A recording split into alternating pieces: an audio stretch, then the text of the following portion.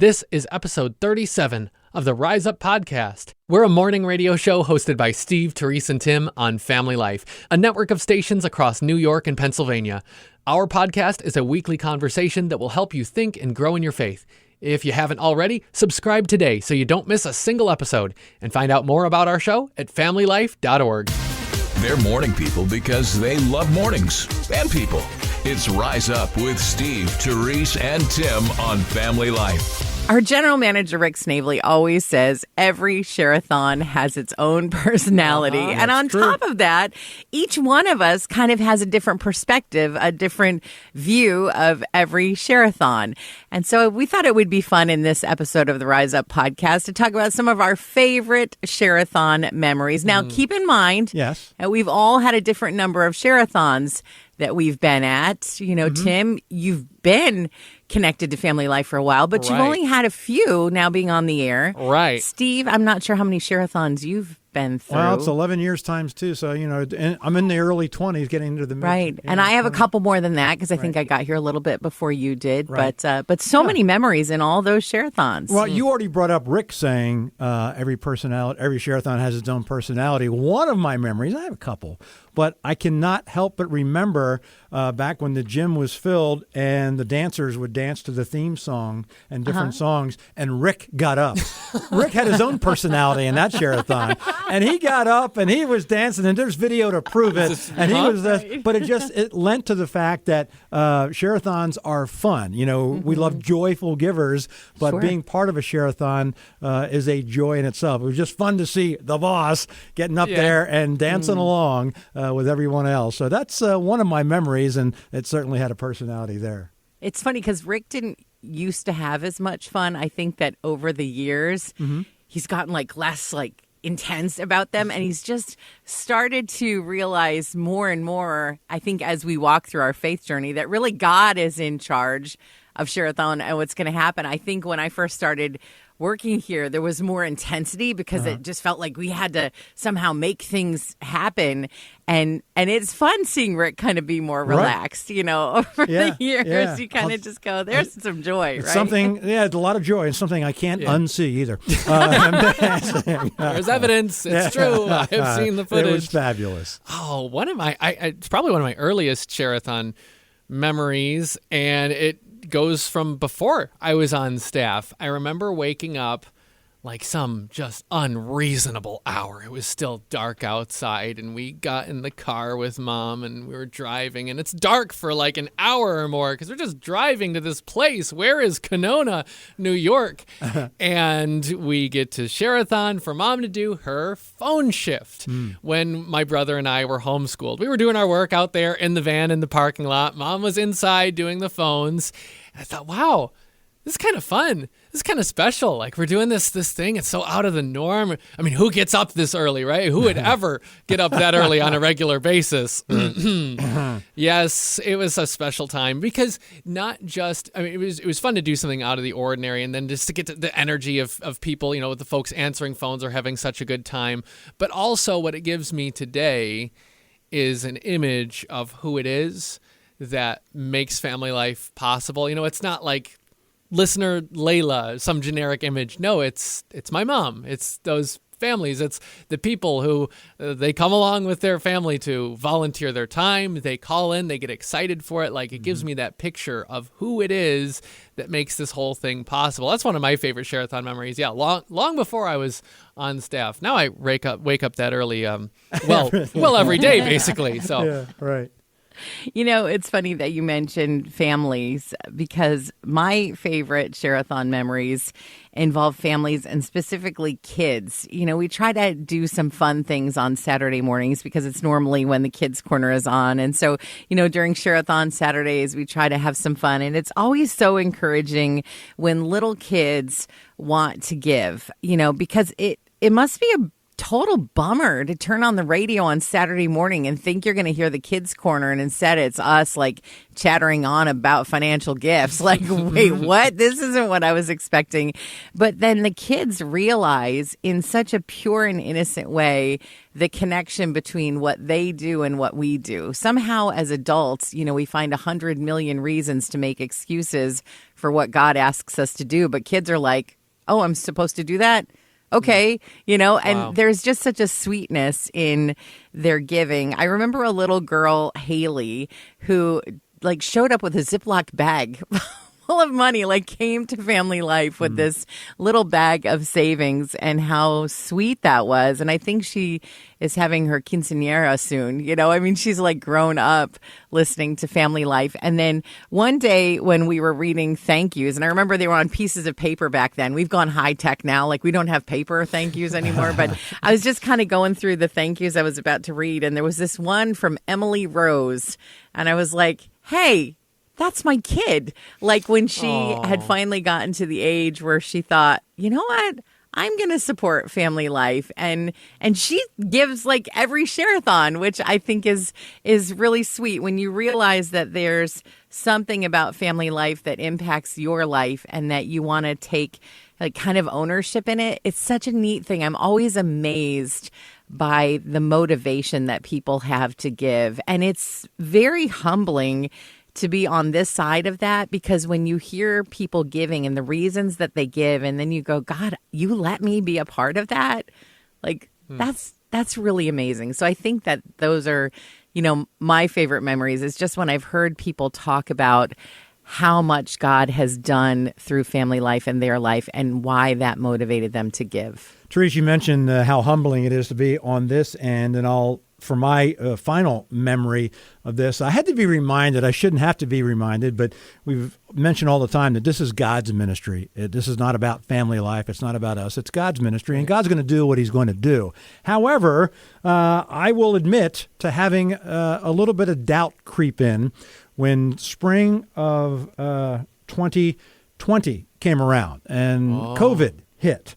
And as you recall, if you don't recall, the Sharathon had to be delayed a few times just because of certain things. And the doubt that crept into my mind, and then God reminded me through that Sharathon, I was like, how's it going to work? This is listener supported, and people are losing jobs, and they're out, that straining of wondering and just wondering what's going to happen. Well, as God always does, God came through. It's his ministry. It's not our ministry, and God's going to do what God's going to do. And we found that the spring Sharathon of 2020 was actually better than before because God's speaking to the hearts of people. It was just another reminder of our founder of Family Life, Dick Snavely, who we're reminded, and Rick reminds us every Sharathon when, there was times when Dick said, I'm sure glad this is not my job to raise money. It's God's job. Yeah. And it takes that pressure off. It takes that God's going to do what God's going to do. So the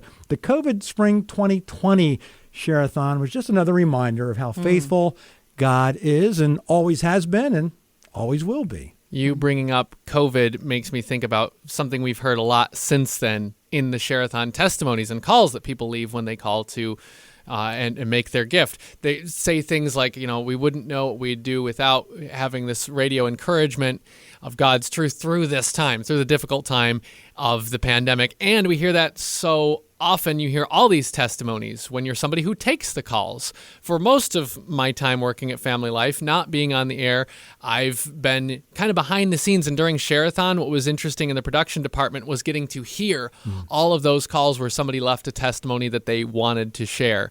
We had the job of going through all of those calls and getting to listen to all of those testimonies. That's a privilege. That's also a pretty big weight because you're hearing story after story after story, and sometimes you've just got to take a break and say, wow, okay, God is amazing, and there's a lot of hurt out there. Like, you hear a lot of things, but every time, such a good reminder listening to, and I just wish everybody could hear those testimonies, and you do hear a lot of them on the radio, but just a reminder every time of what encouragement people receive from biblical truth that they hear on the radio.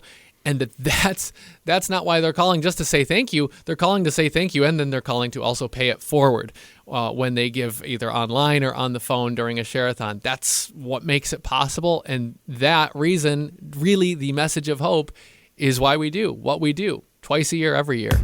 We hope the rest of your day is just as much fun as this. You're listening to Rise Up on Family Life. Oh, man, I wish I was a raccoon.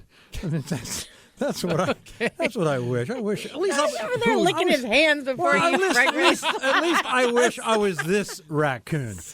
Some people would say, "Oh, poor raccoon," but no, I want to be a raccoon. I want to be this raccoon. Okay. In Massachusetts, a raccoon was found with a jar stuck on its head. We've heard those stories before. Yes. It was stuck, and so they had to pull it away. But if I was this raccoon, I'd be like, this was not just any jar. No. This was a jar of peanut butter. Oh, Yeah, the best okay. kind of If jar. I was that raccoon, I'd be there going like, "Don't take this thing off of me. This is the best day ever. I love this jar. Don't take it off. No."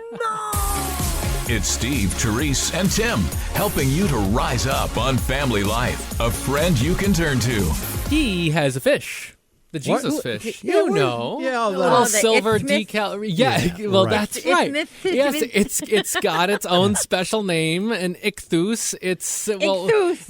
what is this thing? Why a fish? Well, okay, so there's New Testament examples of like fishy things in the Bible. Not bad fishy, good fishy. You know, like fishers of men kind of Right, fishy, right, exactly. or loaves and fishy kind of fish. Oh, where right. Jesus multiplied all. Great There's fishes. all sorts of cool fish things in the Bible. Those aren't the main reason, though, why we have the ichthus, and that's an important word. It's a Greek word for fish, Okay. and it's an old acronym. Like when you take the first letter of a word in a phrase and you add them up together and you get something like, maybe you've seen before, frog, F-R-O-G, fully rely on God. Well, in Greek, ichthus is just the word for fish, and the phrase Jesus Christ, Son of God, Savior, when you make that into an acronym, it spells the Greek word for fish. Wow. That's why early Christians used this fish symbol to identify one another as belonging to the same community. It's so cool. It's not just what they did that brought them together. It's not just what they liked that made them part of the same group. What it was that let them know they were in the same company as another believer. It's who they believe Jesus is. I love that. That's the thing that brings us together. It's not what we've got in common about ourselves, our preferences. Nope. Who do you say that Jesus is? That's what makes us part of the same group. A fishy group, you might say. Yes. I'm really glad it's loaves and fishes and not loaves and frogs. Right. No, it wouldn't be no. I know they say it tastes like chicken, but no. May the blessings of the Lord be with you in all that you do today. This is Rise Up on Family Life. Vegetables are bad. What? Well, What? not exactly. You see, your gut has bacteria in it. We've been hearing a lot about gut bacteria over like the past 5 years or so, learning a lot about how it helps our whole body, and that helps you to digest your food. And when you eat raw vegetables, it kills some of those microorganisms in your stomach. Who would have thought, right? But if you roast the vegetables, that doesn't happen. So vegetables are not bad for you, but cooked vegetables are better for your gut bacteria than the raw ones are. So now you know. So French fries are better than a salad. Not exactly. Can I? We weren't sure how you liked your coffee, so we didn't make any. Hope that's okay. It's Rise Up with Steve, Terese, and Tim on Family Life. Boy, you just think when you know somebody, you really think you know them. Well, earlier today, Terese, you're talking about wrestler John Cena and how giving he is. And then all of a sudden, Tim lights up like a Yes. Christmas. Yeah, it's like Tim, the last time he watched a sports ball game, I think Well, was turn of the century or something. Sports But ball, yeah, but I mean, different things. Sports entertainment. See, wrestling that's the fan. difference here. Terese, did you know this? He's a wrestler. I had no idea. His eyes lit up like Noah in a ship shop. Boy. That's what it was Man. like. So I don't know. I was thinking about this because I felt like I felt almost like betrayed at first. Like I was like, where's this Tim been? Right. Right. You're Well, not I even mean, sharing yourself. You know, but I figured both of you weren't fans and wouldn't know what I was talking about if I said somebody needed an attitude adjustment. You'd think I just meant the phrase, not John Cena's finishing move. You wouldn't have known. You The wouldn't fact have known that you know phrases like finishing move. Oh, it's like, all Yeah. right. Like, Now, it's blowing well, my mind. these Talking are a different important things language. to know if you follow this now stuff, I have to be aware of like Mm-hmm. Timothy in a room with a folding chair. How Well, dangerous is that? Excellent point. Right. Excellent point. Not That's everybody great. sees something to sit on. Some people see something a little more exciting than just Right. a folding chair Right. or But ladders or things like Right. this. And up until today, if you had said to me, do you think Tim would want these ringside seats for this WD? I would be like, Wait. nah, No find somebody way. else. Terese, do you really have? I don't, but we shouldn't make assumptions. Like even though True. we have Good point. worked together with Tim for hours a day for all this time, do not make assumptions. You know, don't assume that person that you work with, who's been sick or has a family member who's been ill, don't assume that they wouldn't want prayer. If you said, "Hey, can I pray about that?" They might say, yeah. You know, don't assume that they don't want to come to the fall festival that your church has coming up for kids. Like we do that all the time. We're like, no, I know that person. I'm with that person every day. I know what they like, what they don't like.